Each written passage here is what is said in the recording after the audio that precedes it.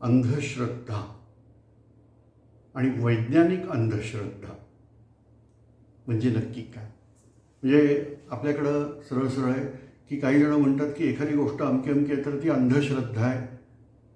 आता श्रद्धा आणि अंधश्रद्धेमध्ये पण डिस्टिंग्विश आपल्याला भेद करता आला पाहिजे हेही म्हणतात. पण नक्की श्रद्धा कशाला म्हणायचं आणि अंधश्रद्धा कशाला म्हणायचं याच्यामध्ये मात्र एकवाक्यता होत नाही. इथं आपण थोडा वेगळा विषय असणार आहे, पण वैज्ञानिक अंधश्रद्धा याच्यावर येतो आहे.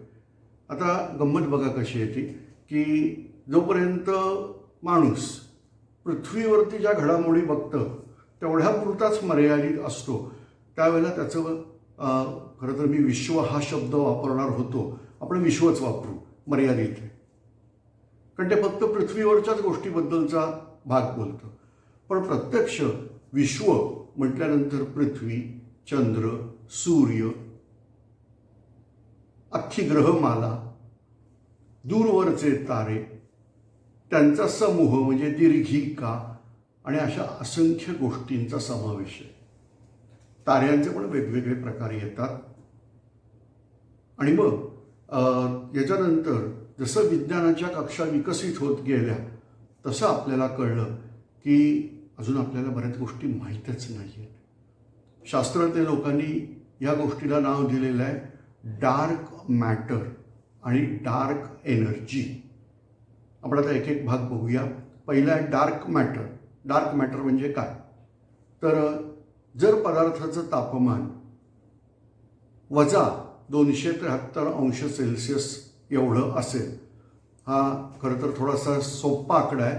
प्रत्यक्ष आकडा वजा 273.4 अंदाजे जे असेल ते पुढचे डिजिट्स, पण वजा 273 असं सध्या लक्षात ठेवू. तर ते वजा 273 अंश सेल्सिअस एवढं जर पदार्थाचं तापमान असेल म्हणजेच त्याला ॲब्सोल्यूट झिरो केल्विन स्केलवरती असं म्हणतात.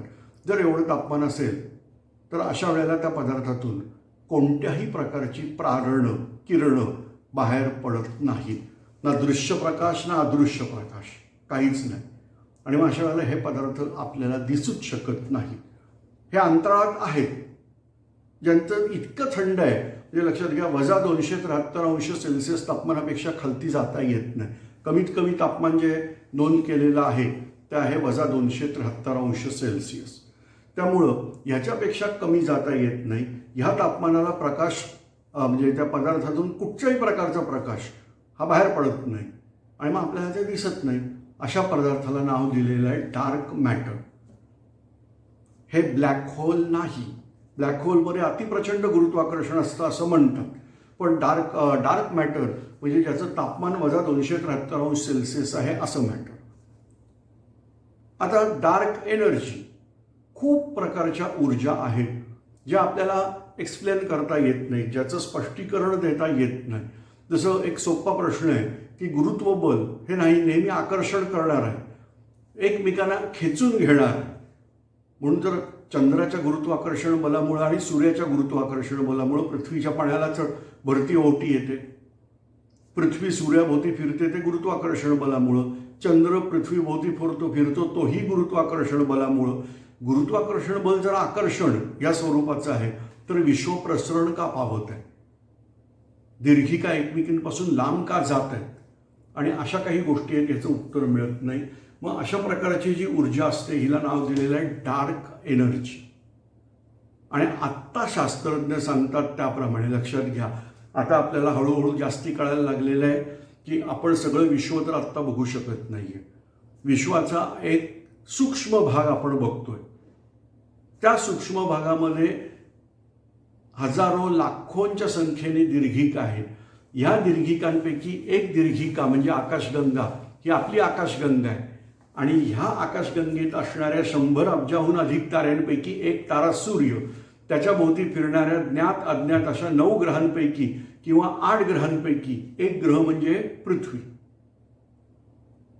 ऊर्जा भरमसाठ आहे आणि आपल्याला माहीत नाही. मग अशा वेळेला ह्या ऊर्जेला नाव दिलं आहे डार्क एनर्जी. ही dark matter plus dark energy असं मिळून आजचे शास्त्रज्ञ सांगतात त्याप्रमाणे आपल्याला विश्वाबद्दल 95% माहिती आहे. मी थोडंसं करेक्शन करतो, ज्ञात विश्वाबद्दल थोडं आहे, पण ज्ञात विश्वाबद्दल जेवढं दिसतंय आपल्याला विश्व, तिथपर्यंतच्या विश्वाबद्दल आपल्याला अवघी 5% माहिती, म्हणजे 95% माहिती नाही. आता मला सांगा की जी गोष्ट आपल्याला माहितीच नाही आहे त्याच्याबद्दल आत्मविश्वासपूर्वक बोलणं, याला तुम्ही काय म्हणाल?